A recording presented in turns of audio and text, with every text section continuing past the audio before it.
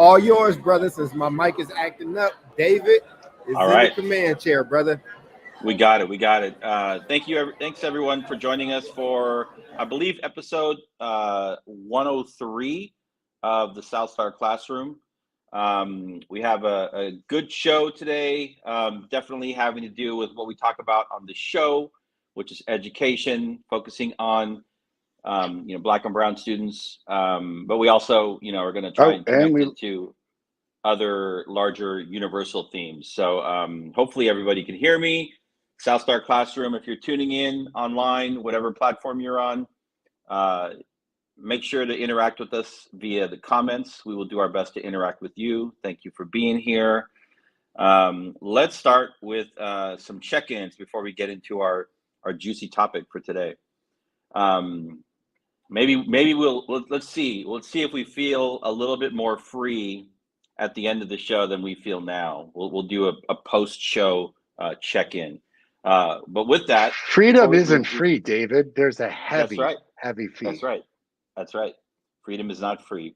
Correct. Yeah, the truth is free, but the lies will be paid for. With that said, let's go ahead and have let's do our check-in. Omar, how are things going in Texas? You got your power suit on, I see. So talk to us. Indeed. Today is our first day with brand new teachers because we already start school July 31st. So I'm coming to you live from where the action is. I was doing trainings all day with our brand new teachers. It was so much fun to get to meet them. Miss Alonso, our school principal here, made a very poignant observation in that a few years ago, our new teacher academy, we had 3 teachers because we were so small. Today, 17 brand new teachers because we've grown so much. And they all shouted out Jubilee in that they were wondering what I was running off to do, told them about the show, and they were like, Jubilee's on the show. And I was like, that's right.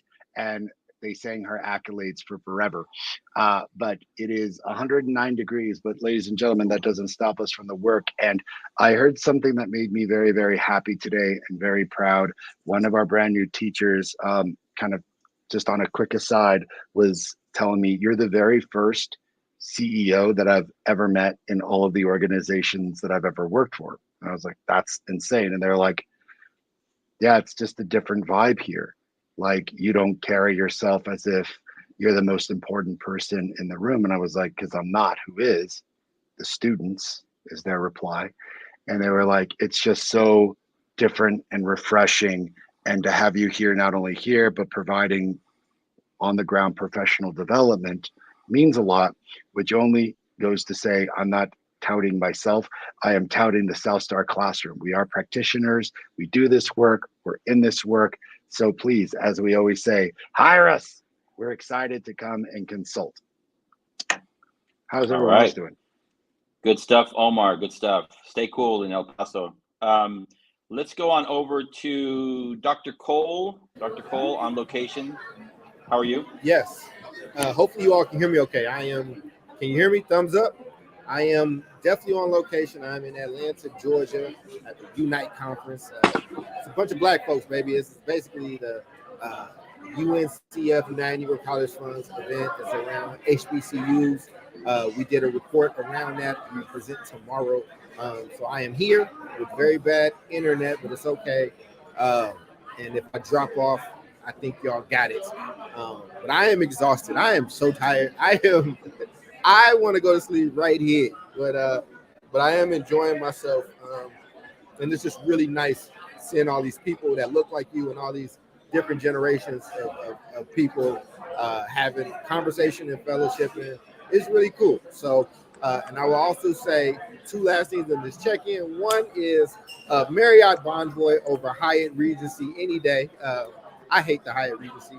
And then two, I hate it. I hate it with a fervent passion. And then two, I want to shout out Jubilee Week because we now have an Instagram page and it is popping. And you get to meet everybody and everybody's faces up there. Now, for whatever reason, Jubilee is the only one that has a song on her profile post.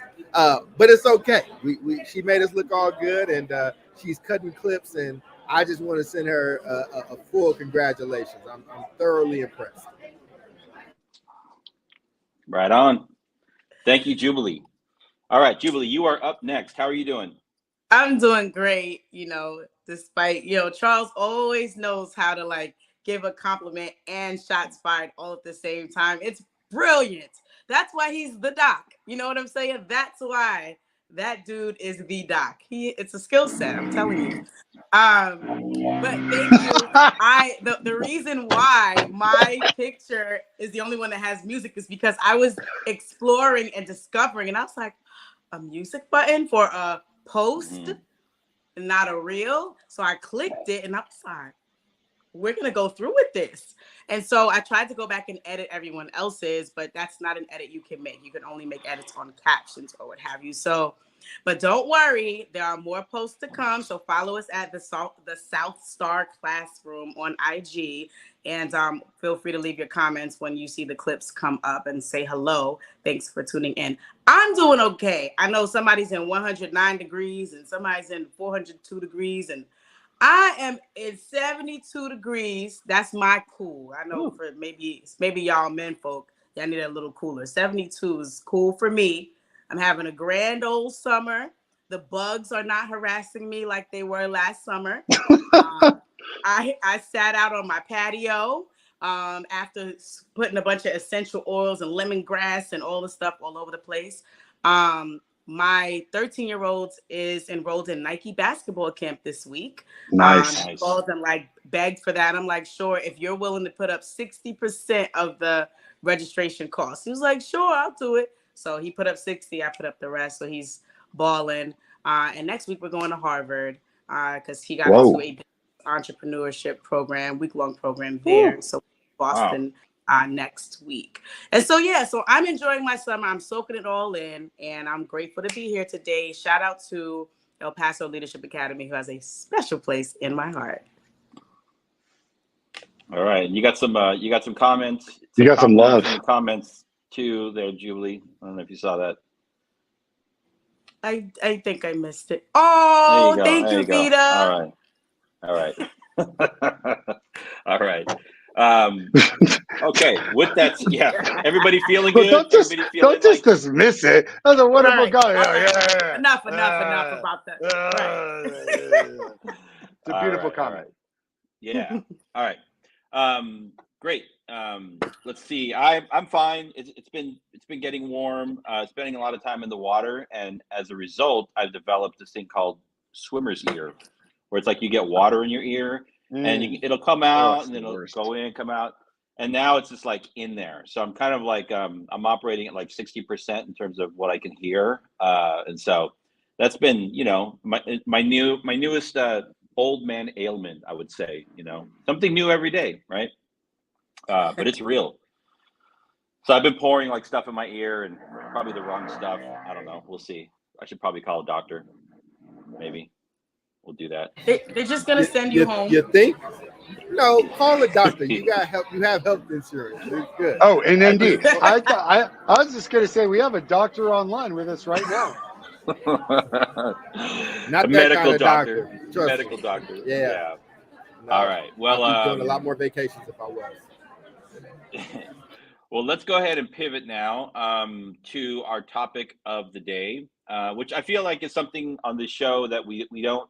I don't think like we shy away from controversial topics, but I think there are some topics out there that tend to be a little bit more controversial, sometimes even confrontational, that we should definitely dig into. And so today we are going to talk about we're going to talk about a specific organization called the Moms for Liberty. But really, we're going to talk about like the things that are like behind it and what not just this group stands for, but what this quote unquote new, educational freedom, parents' rights movement claims to be about, because it's not just the Moms for Liberty. There's something that they say on their website regarding what they are about.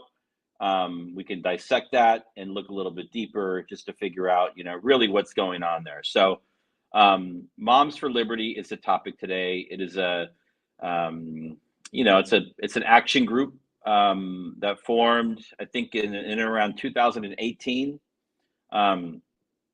Probably really picked up speed, in and around the pandemic. And let me tell you what their platform states, right? Their mission is Moms for Liberty, and I guess dads and other people are included, but they call themselves the Moms for Liberty, is dedicated to fighting for the survival of America. So that means they're concerned about Central America, South America, Canada, the Caribbean, everything. So it's a very, yes, okay. The survival of America by unifying, educating, and empowering parents to defend their parental rights at all levels of government. Okay. A couple of things that they say that they do, how we fight, is by holding leaders accountable, and I'm all for that. I do have questions when they say things like liberty-minded. We hold decision makers accountable and we work to replace them with liberty-minded individuals. Like, I have a question about that. Spreading awareness. We spread awareness and understanding of the limited role of government. So making a claim, it's a conservative kind of claim that government should have a limited role in our lives, even though they are working to populate school boards across the country, which are part of government. Opposing government overreach, standing together against government overreach and intimidation tactics, some of which you could probably say they are actually employing. Promoting liberty. We promote teaching the principles of liberty in our homes and in the community, right? So the question there is around, like, what does liberty actually mean? When they say that, that means many different things to many different people. When we say the word freedom, that means many different things to many different people, right? Engaging on key issues, making sure elected leaders, are aware of key issues impacting families, and then activating public service. That's where they activate liberty-minded leaders to serve in elected positions, right? So they have like this six-prong platform around what they stand for. Looking at their website, the three leaders of the organization, white women. They have a national team that's made up of a Latina and African-American woman. When you kind of dig into their bios, they're like, oh, they worked at Fox, or they did this or that. It's definitely, like, just to put it out there, very right-wingish, right? I mean, it pretty much is. And I'm trying to be objective here, but if you had to put this onto a political spectrum, that's really what we're looking at.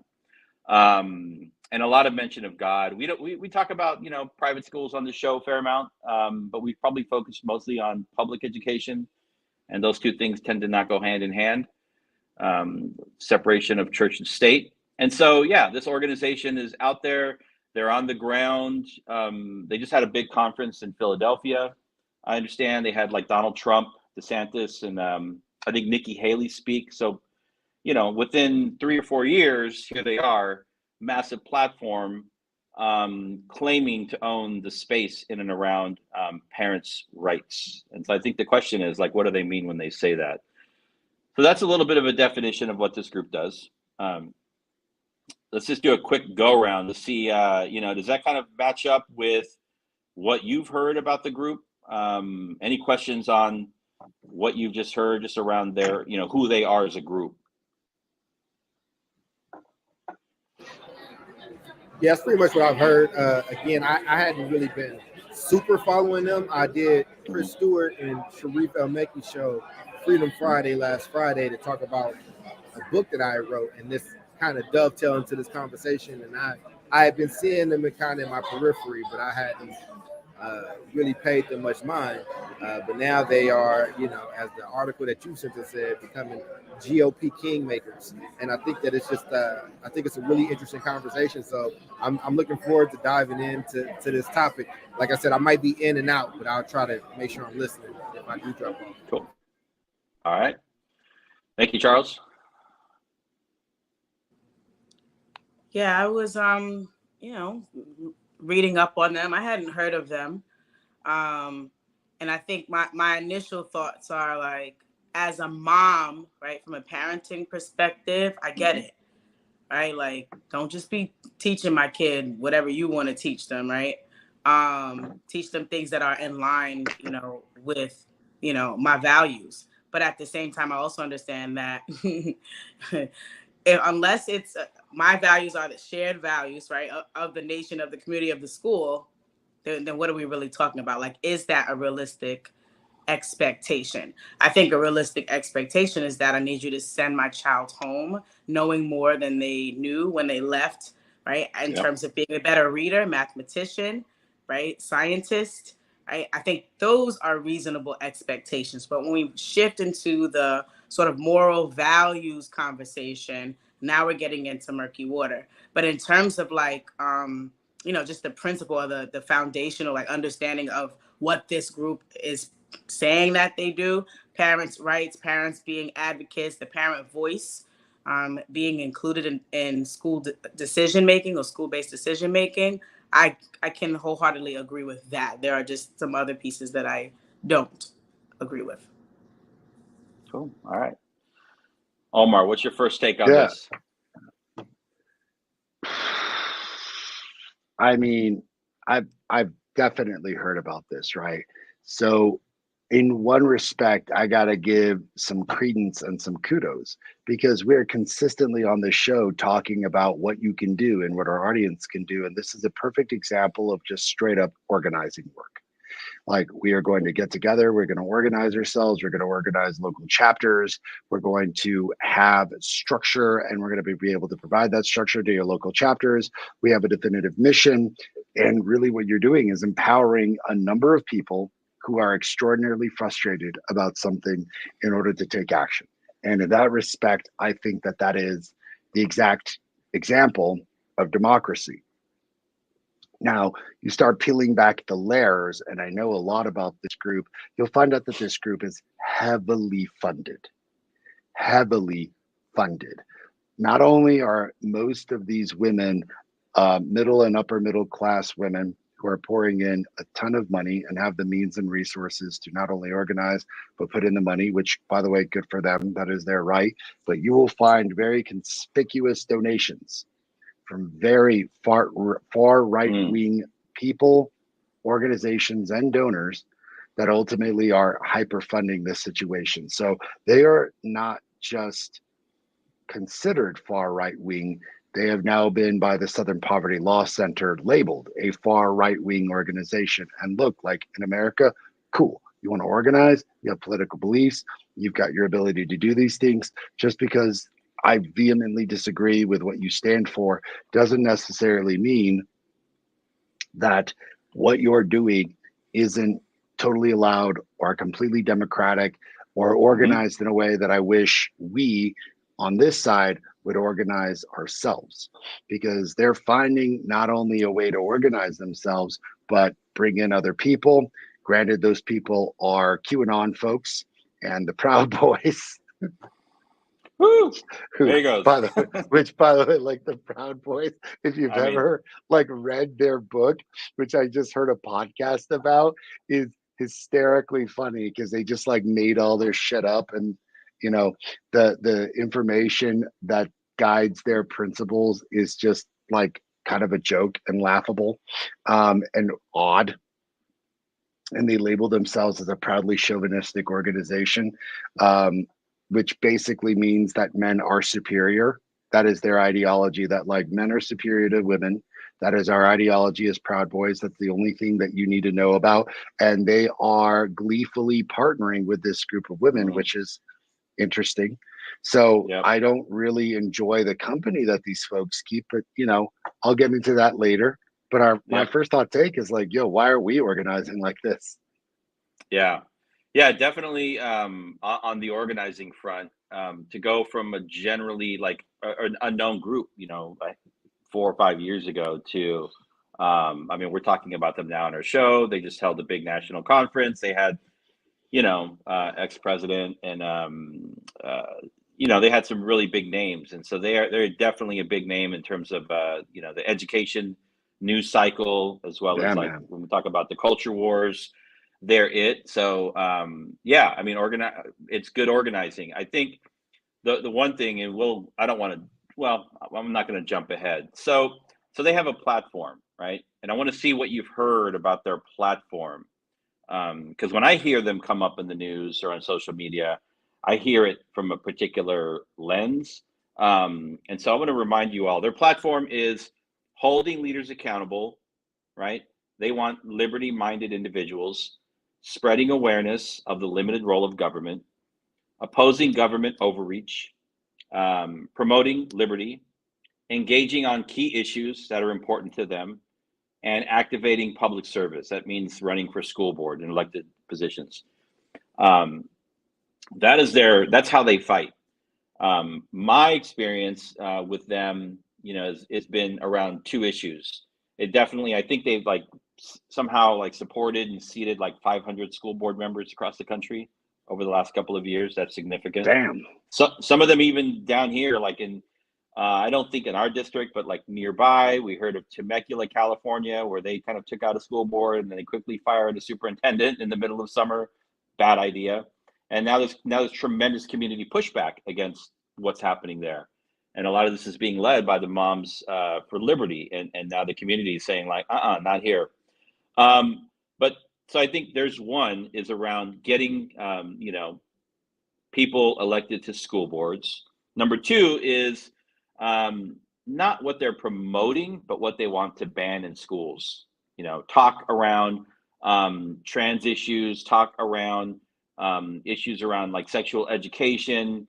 They call it like social emotional learning, and it's not, right? It's like sex education, it's sexual health, it's biology, it's actually some of it's science, right? And so, wanting to push out those topics in school.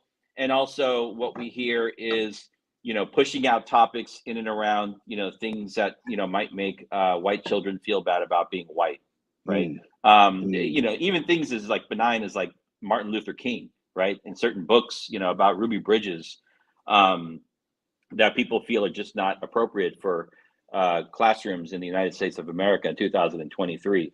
Like looking back at our past, they just want to kind of move forward. Let's call it a day. Let's call it, let's just put a line in the sand. What happened, happened. We're moving forward, right? And they don't want to talk about how we got here. So it's like the issues around like sex education, transgender issues, and then issues around race in America are not things they're advocating for. This is how we hear about them. They want these things out of schools, right? And so that's how I don't really see how that connects to their platform. Maybe I'm wrong, but I would like to hear about how they came into your sphere. Like, how did you learn about them? What issues do you see them fighting for?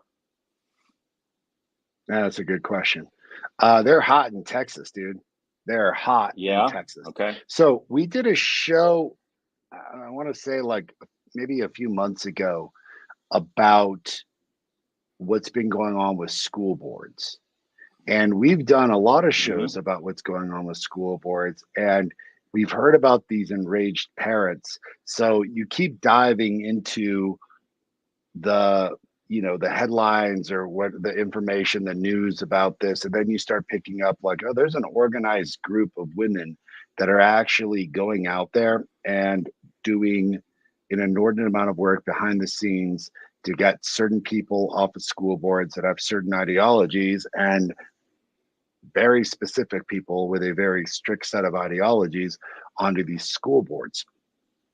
In Texas, I think Florida is like front and center of this situation right now, because and this is, it's not necessarily personal. I just kind of got abreast of it or knew of it when I was running for the State Board of Education. I don't think either of the two women that were running for that seat are associated with this group. However, in running statewide, this group is extraordinarily influential and has a ton of money.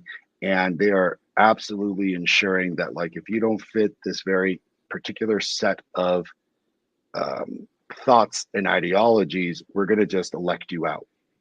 And it's not just that, they're going on, like, you know, what do you want to call them? Like, some people would call them dinner parties. I would just say all out guerrilla warfare of intimidation. They are just straight up going after candidates and individuals who don't align with them and doing extraordinary lengths of intimidation, not just in terms of people that are running for office. I'm talking about people within schools. Like, we're going to expose you. We're going to fire you. You've got a family. We'll humiliate you. I mean, I think there lies a certain level of democracy. And when you start talking about the freedom of speech, remember that putting people in clear and present danger is not protected in the freedom of speech clause. It's not protected by the First Amendment. Most people say you can say the F-bomb. Actually, that's not even protected under freedom of speech. So it's very interesting to me that a woman, and it's not that, like, it's the same hypocrisy that Fox News has been doing that just got exposed with this whole, like, voting machine situation, where they were like, yes, like, there was voter fraud. And then behind the scenes, all the texts between, like, Sean Hannity and Tucker Carlson are like, there's no evidence for this. This is insane. These women are espousing these, like, bullshit platitudes, like liberty and freedom and so forth. They know what they're doing. This has nothing to do with liberty. They are violating the First Amendment. They're violating a number of laws in the tactics that they are doing things in. It's just that white women with money don't get prosecuted for such things. They get rewarded in this country. And I think that we should be, like, cognizant of this. Yeah. And go ahead, Jubilee. Yeah, I was gonna say I never heard of them a day in my life. And until, you know, it was time to kind of prep for this episode. And so I was on the Instagram just kind of, you know, watching videos and things like that. I have to say, though, there was one that I agreed with because it was talking about, that's why I said, like, this to me, it's sticky on the sort of what should be allowed or what's appropriate for children. Because I'm, like, really big on that. But I also feel like as a parent, like, I'm also a gardener, right? So it's like, I know I'm going to send my kids to school and they're going to engage with some BS. Somebody's going to say something, whether it's a teacher, right, that says something weird in class, or a classmate, somebody on the bus. And when they get home, as a gardener, I got to be like, let me see these weeds and kind of pluck them out the garden, make sure that my sons are and teach them how to be able to sort of cultivate their own garden from the BS that they're going to get when they go outside.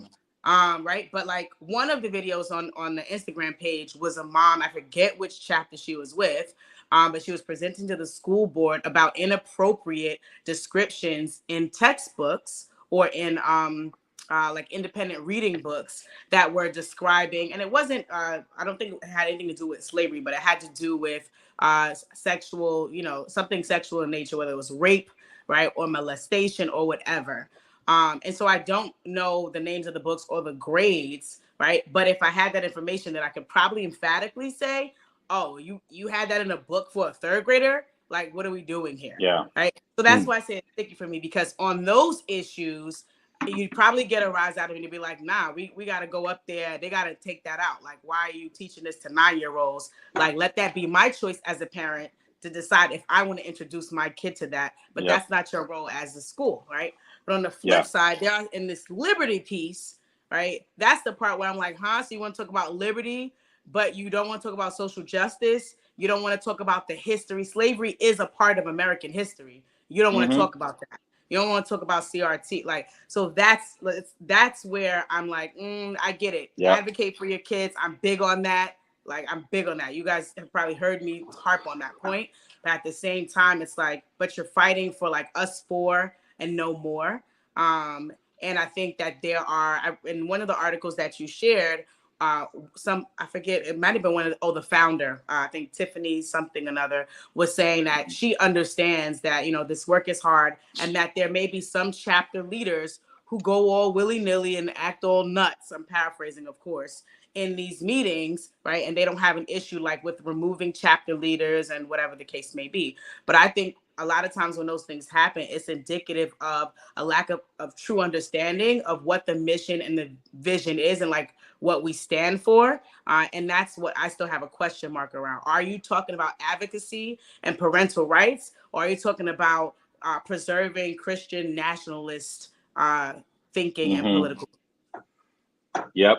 And I still haven't seen anything in their platform around promoting effective literacy practices, promoting effective like early mathematics instruction.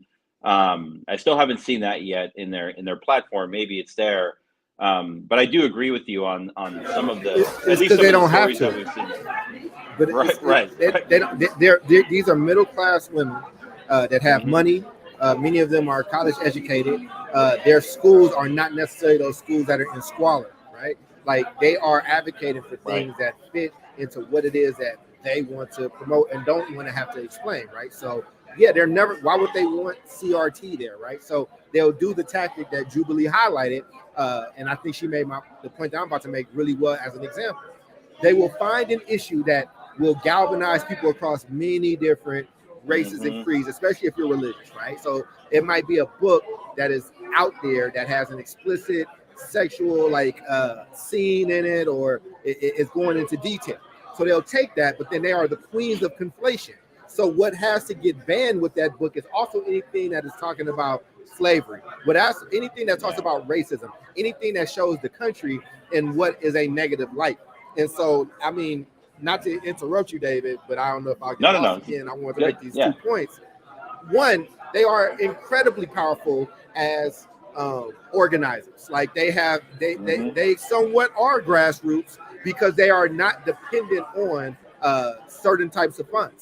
They got money. Like they're not really desperate for money in those type of ways. They do have their funders, but funders are begging them to take their money, not necessarily the other way around, right? Because they are flipping school boards. They are becoming political behemoths because these women vote, and they vote in droves, and they get out there and they talk about it and they do these things, and they're incredibly savvy. The evil part though is this is not anything new, and there is a book. It might be banned, and if it's not banned, it will be soon. Everybody should read. It's called "They Were Her Property: White Women and Slave Owners in the American South" by Stephanie E. Jones Rogers, and it's basically talking about the power white women had during slavery and how sometimes they were more brutal to these slaves, or these were their slaves than their men were. That's one. Two, you've seen these women before. Anytime that you've seen their legacy, anytime you've seen something about desegregation, or we talked about Ruby Bridges earlier, where there were people in the back yelling at Ruby Bridges and spitting on her to where she needed the National Guard to protect her. That was the early auspices of what is now Moms for Liberty. Anytime you look at those lynchings and you see people in the back having a picnic and smiling, that is the auspices for that. So we are getting a real lesson on true grassroots organization that is unwilling and unapologetic around what they're doing and who are really effective. But two, we have seen this before, and these people are not interested in what a Jubilee cares about or what an Omar cares about. But what they will do is they'll say, hey, oh, Jubilee, are you Baptist? Oh, sister, are you Muslim? Hey, are you Catholic over there? Well, look at this thing that they're doing that is an abomination. And they're like, you're right, you're this, you're that. And they will get you long enough. And then you start saying something, you're like, wait, I didn't know if I agree with that. But at that point, that ball is rolling. And they're not hard pressed. They set their agenda because you can take your money away if you want, and they'll still be able to function pretty well in society. That's right. That's right. So what I've seen, and we've seen some of this in California too, in the LA area, where maybe they weren't the front group, but they were very good at activating immigrant communities, some from, like the Middle East or, other, places that, tend to have a more conservative culture around some of these like book issues, or like maybe there was a drag show somewhere. I think whenever, and it activates people, it scares people, right? And it gets people out, and they're like, oh, look at these people. They're not white. They're from the Middle East, and they're standing with us. But it's really around one single issue. The other thing I wanted to bring out is Jubilee mentioned it earlier, is with the book thing, right? We saw many instances where DeSantis, made a claim that a book was, made available to children in public schools in Florida in an elementary school. Turns out it was like one rogue teacher, and it wasn't like a school or a school system. So whenever I see these stories about a book or a video that a teacher showed that goes viral, because that's how they do, they feed it into the algorithm and then everybody sees it, you have to stop and say, is this an approved textbook for those grade levels? Chances are it probably wasn't, ended up on the shelf. You probably take it out, right? Was this an approved video for these grade levels, right? And chances are, it probably wasn't. So, but those things take time to research. The virality of the videos is like overnight, and all of a sudden it causes like a hysteria, right? They're trying to teach my kids how to be trans, or how to give oral sex when they're in the second grade or whatever. I'm like, okay, let's stop, let's look at the facts and look at what's really happening here. And 9 times out of 10 it's an isolated incident, but they're able to utilize that to further advance their agenda, which does resonate with a lot of people, myself included. I'm with you. Yeah. So you 2 points. One is this whole idea about like using fear and anger / rage to their advantage. Because Vita had asked the question earlier about the whole grassroots thing, right? And it's like it's grassroots, and they're also very politically connected, also to Omar and Charles's earlier point, right? So they have both going for them, and they flew on the wings of COVID-19, right? Yeah. And the fear that existed in that time, right? And like Omar, you might know better than most, right? Because like New York wasn't playing that. You better wear a mask, right? But there were other states that weren't trying to hear that. And so the fear that came with what the heck is COVID-19? Oh, and now the government saying we got to wear. And so a lot of their sort of acceleration came during that period of time because of COVID-19. They just continued. And in one of the articles you sent, or something I bumped into, it talked about Republicans not being able to really tap into the 20-somethings and the 30-somethings in the voting realm, right? But now Moms for Liberty is sort of a pathway and a pipeline to get folks to the voting booth that are 20-somethings and 30-somethings, right? White and women. Yep. So, yeah.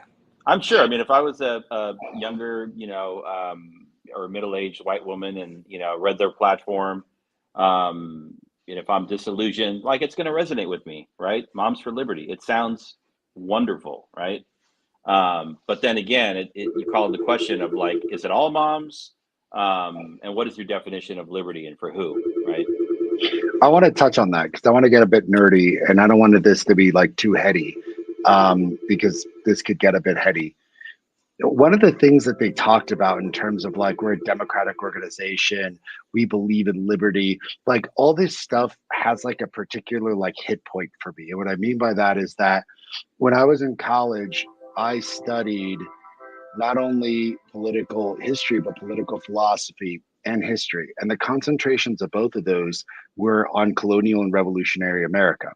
Why? I don't know, maybe I had a past life. I was crazy excited to read all this stuff, maybe because I wanted to know, like, how does the system work? Because here are the rules you set up. So and you're talking about not getting too heady. Okay, go ahead. Yeah, like, how do these rules work? Because I don't think these rules definitely apply to me as a brown man. And so I'm captivated, right? So when people start talking, and this group in particular loves to quote the Federalist Papers. So if you've seen yourself some Hamilton, this is the group of writings that Alexander Hamilton and John Jay and James Madison wrote to convince everybody, hey, this is why we need a constitution. They quote it left and right. I want to get heady a bit and talk about the fact that they talk about, hey, we are doing this for liberty. We are doing this because this is what the founding fathers wanted, which, by the way, I want everyone to understand the hypocrisy of that, considering the fact that the founding fathers did not count women as part of what they defined as a citizen, because women didn't have the right to vote until 1919. And they were absolutely excluded from any of these civil rights until, I don't know, like the early 1900s, give or take. So they quote, ironically, the Federalist Papers. And I want to point something out. Like, if you read Madison 10, Hamilton 51, and this like just stung me. I was like, y'all are talking about like liberty, but what you are is a faction.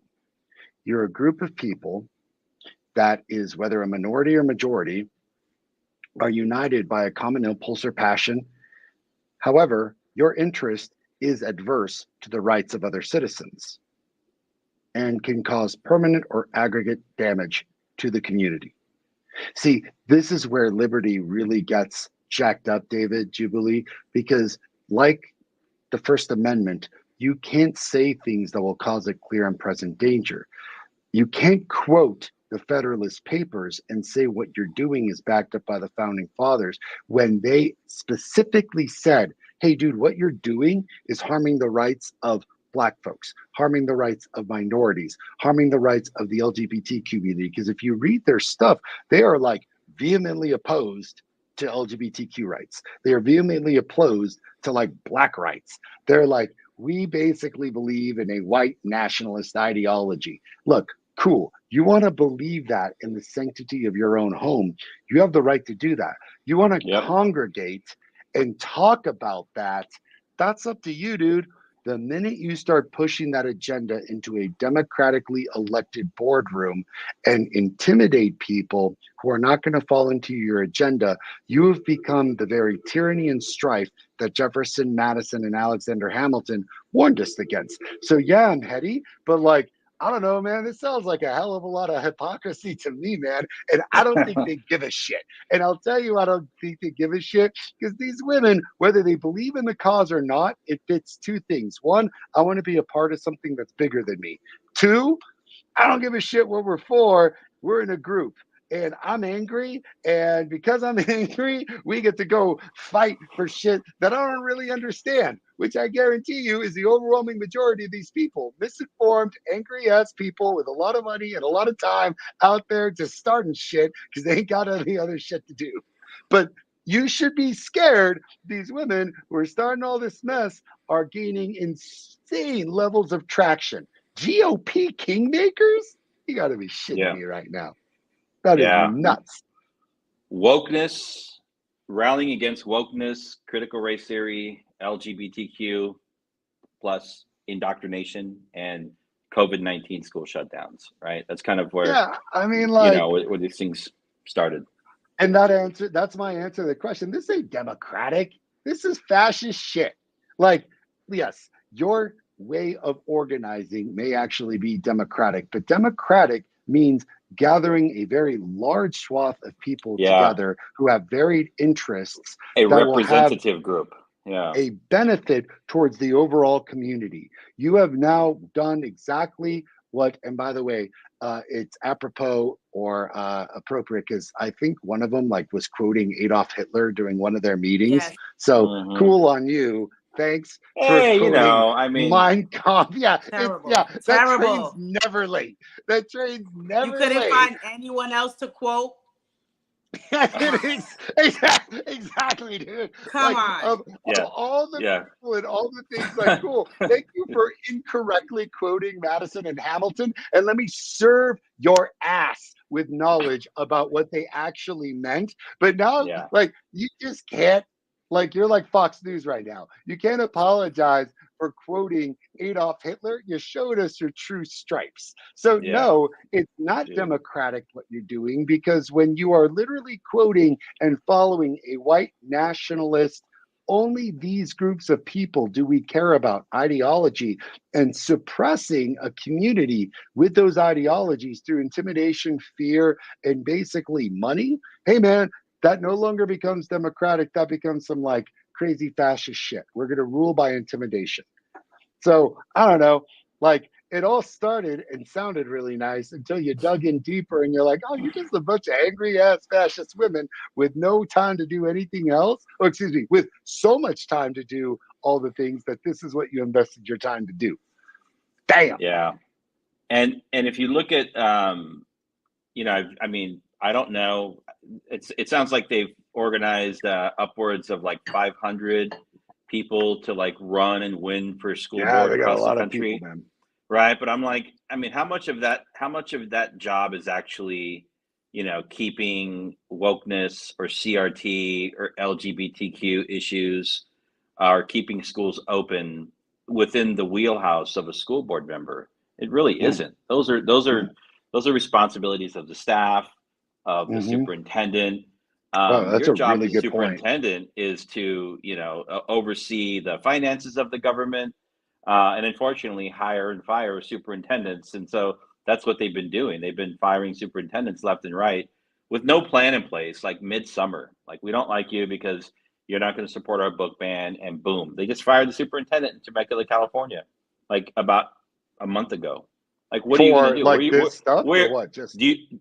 Yeah, I mean, for political stuff, for sure. Damn. And so, it's happened. I mean, there's a number of cases where they're doing that, and it's I'm like, do you have a plan in place to like launch a search for a new superintendent? Do you have a friend that wants the job? Right? Like, these are major decisions, right? And they're doing them because they are able to establish majorities on school boards. So I keep going back to this. What is the guy's name? Reed Hastings, right?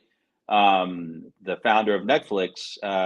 His whole critique, maybe even more than 10 years ago, around the dangers of elected school boards, because they are open to the political, whims of the day, right? And so that can be like far left, hardcore labor union, that also employ some of these same intimidation tactics, right? That also have deep pockets to, stack school boards. And now in some places we're seeing the opposite, right? And, all the meanwhile, unfortunately, superintendents that are in these districts have to figure out how to navigate this stuff. And it can be, very challenging, especially when they're able to establish a voting majority.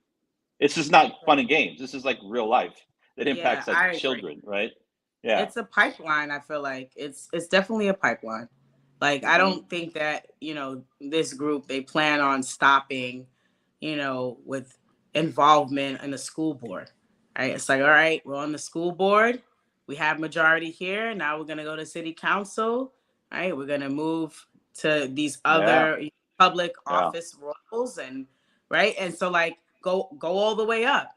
I think it definitely is an entry point to getting more people voting for the far right, Republican, nationalist, Christian, thinking. And I'm a Christian, so I've got my beliefs, but I think the way how they are sort of moving is just not inclusive, and I think that's the issue, for me. And even though I did see a video from the founder talking about the fact that we do need to be speaking about proficiency for reading and math, I didn't really hear that come up as something that folks were charging about, like, hey, we need to fix this. Like, I didn't hear that. It was these kids can't even read the CRT books. Right, exactly. Yeah, so that's what was a little astonishing for me. It's like, I get it if they're like, yo, you guys are sitting here spending 2 periods,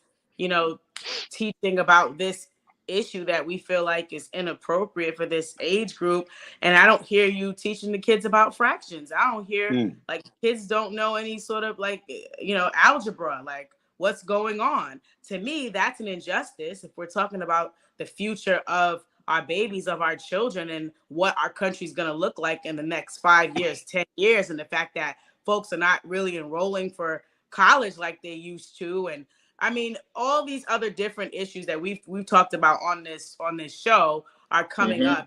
And I think are issues that we need to really be talking about, right? AI, ChatGPT, all these things that we could be talking about. How are we going to level the playing field? How are we going to make sure that, our children are getting the education that they deserve. And back to what I often say, which is, what do we feel like? You want the parent voice? Let's get the parent voice around. What do we feel like our children need to know by the end of 12th grade, right? That K-12 spectrum. Let's collaborate, right? Let's collaborate with school boards. Let's collaborate with our, politicians. Let's collaborate with veteran educators, folks that are in the field that are aware and know and understand. And let's build a plan out for that. Let's get Moms for Liberty around that.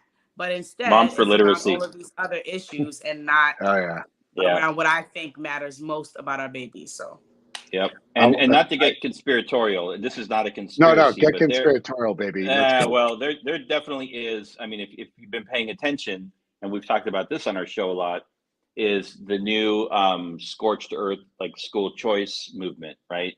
With the proliferation of government money, vouchers, whatever you want to call them, to families that can access them to move their children, take their public money allocation into the private sector that has very little accountability, right? There's a link between that, like the school choice 2023 and Moms for Liberty 2023, for sure. And I think, perhaps what they will do, and maybe it's already happening, is uniting a new coalition around, that's not so like labor left oriented, around people that really want to like protect public education, public charter schools, public district schools in this country.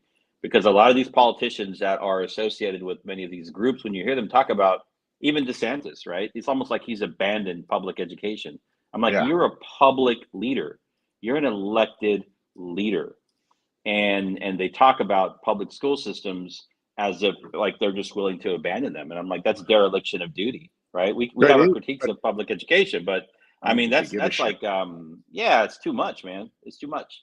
It's the old Republican model of like private industry is going to come in and save us all, and like government should be highly limited and government should be doing less. And it was like the famous moment when dipshit from Texas, he was governor and he was our presidential candidate.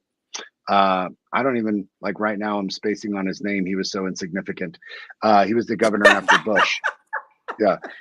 Like he was just such a dipshit, and Dave's thinking about it, but he was like, I'm gonna get rid of these 3 cabinets, and he was like talking about getting rid of like energy and then education, and he forgot the third one. I think the third one was either education or commerce, and he's like, we don't need them anymore. This is a perfect example of the GOP essentially trying to get rid of public things that have a very public good, particularly like right now with what's going on with public charter schools, where the Credo report just came out, and it is proved beyond a shadow of a doubt for Black and brown kids, for disadvantaged kids, for low-income kids, we're making inordinate gains. I don't think they're cool with that, to be perfectly honest with you. And I want to talk about 3 real quick points, and this could ultimately be like, last comments, because we're already at 53 minutes. One, Dave, really good point. I don't think a lot of our audience members understand the role of what school boards do. They're not there to discuss the policies that are happening in our schools. That's not your job. Your job as a school board member is really 3 things. 1, finance. That's it. Are you using state money correctly? Are you using taxpayer funding correctly? That is the most primary job of any school board across the country, including my own, by the way. 2, governance. Are you running the thing all willy-nilly, all corrupt-like, or are you being a good steward of the state and the public, just like you said, and doing things that are in the public interest because the people within it are running this place well? It's not about what they're saying. It's that, are you following the rules and regulations of the state of Texas or whatever state that you're in? The third is just choosing the superintendent. You're absolutely right. Those are the main duties, guys. It is not the job of the school board to start regulating this stuff. And this bounces off of the second question we had this week, which is, why are they flipping school boards? You know why they're flipping school boards, y'all. Because now the ACLU and all of us on the left have basically gotten wise to the gerrymandering situation. Okay, you decided to create these like ludicrous districts in order to get rid of Democratic attendance and get Republican GOP candidates in. Now that we figured out your ruse, you've moved on to arguably one of the most quiet but the most powerful moves that you could ever make. All of the judges, and I'm not talking about the Supreme Court judges, which sure, inclusive of them, but I'm talking about all the appointed judges that a president can appoint, all your federal district judges, all your federal appellate judges, all of those judges that handle immigration. When they all become Republican, guess how they're going to decide? Which is so abjectly against the idea of justice, but that's their ruse, that's their game. Now we're getting wise to that too. So what are they going after? Shit, they're going to the root of the source, baby. Let's indoctrinate children. If these kids believe what we believe, they will grow up to become high voting members of the GOP because we're losing our numbers and there's no better way to get them on our side than pure indoctrination. That is the ludicrous hypocrisy of this group of women. Don't sit here and quote Madison and Jefferson and Hamilton to me and tell me that they're on your side. They hate what you're doing. You are a faction who is trying to absolutely denigrate the rights of others. Now, granted, Madison, Hamilton, all these fine folks, most of them are slave owners, by the way. So let's not get into the nuance of their hypocrisy. But what they wrote about trying to ensure that, let's just say, all citizens at this point, everyone here in the United States, garners equal protection under the law. Indoctrination is against the First Amendment. Indoctrination is not protected by the First Amendment. Indoctrination is absolutely against the Bill of Rights and everything that these people wrote. And to answer Jubilee's question, why are they doing this? Why are they talking about these things? Why are we talking about it? Jubilee, so they can control the narrative. And you know it. Of course. And that is their systemic way. So to circle back to where we were at, these women are not women who are practicing democratic ideologies and ensuring equal rights for everybody. They are forcing hard right-wing Christian white nationalist doctrine on everybody and saying that it's in the face of democracy. Bullshit. These women are abject fascists. And if they don't know they're fascists, I'm telling them to their face. Right now, you have misinterpreted the Fairless Papers. You don't know shit. You ain't shit. And you're a bunch of fascists. And there we have closing thoughts. Straight up. Yeah. You Well, ain't I mean, shit. yeah. At y'all the end done of the got day, Omar mad. You done pissed him off. Look at this. On a day he's wearing a suit in 109-degree weather, you pissed him off. Come on. Pissed me straight off, man. That's what happened. Yeah. Jubilee. Closing thoughts on today's show and you know what you learned. I know it was a generally a new topic for you, and now you've been indoctrinated. So. Oh no, don't indoctrinate me, because you heard what Omar said about indoctrination. but yeah, I think this was a great topic because I learned a lot, and I think you could learn. They used to say you could learn a lot from a dummy. I don't want to call them dummies, but you can learn a lot from how they have organized, how they've galvanized people, even if it is a bit of fear mongering, even if it is a bit of intimidation, all of that. On the parent side, I think it's pretty dope. It'd be pretty dope if we could do that, right? For things that matter to us, for things that we believe are fair, right? And I still hold my question mark, right? I don't even know if it needs to be a question mark, but I wish that when they say that they hold leaders accountable and sort of the things that they want to stand for, that it would really, really include the things that matter most in terms of the future of our children academically. I think we could go further faster with that, and I think honestly that's what's most important for me as a mom. I do believe that like there are things that perhaps school districts will cross the line on. I feel like as a parent, I'm in charge of my household, and I'm always going to ensure that I'm in, not indoctrinating, but having conversations with my sons about these things. So I am not putting all of my hope and my wishing and my all this into what the school does or doesn't do, unless I feel like they cross the line. Other than that, my kids, our values, our beliefs, I'm home and I'm teaching that to them. I want the school to focus on reading, writing, and arithmetic, right? That's what I would love schools and school boards to focus on. And I kind of wish that Moms for Liberty would do that as well, and also be more inclusive in terms of who they are standing for. Boom. But it's their platform. There you go. So Thank you. that. That's beautiful. I generally try and keep an open mind when new groups form. I read their platform and agree. There are certain elements of it that I do agree with, that resonate with me. But when you look at the entirety of the package, when you look at the place and time that we're in terms of history, when you look at the longer tradition of history of this country, going back to the founding fathers, and what we believe that they actually meant when they were writing things like the Federalist Papers that Omar alluded to, it's pretty easy to see that unfortunately this is a front group that is designed to do exactly what it's doing, right? Advance the agenda of a smaller group of privileged folks that have a very particular political leaning.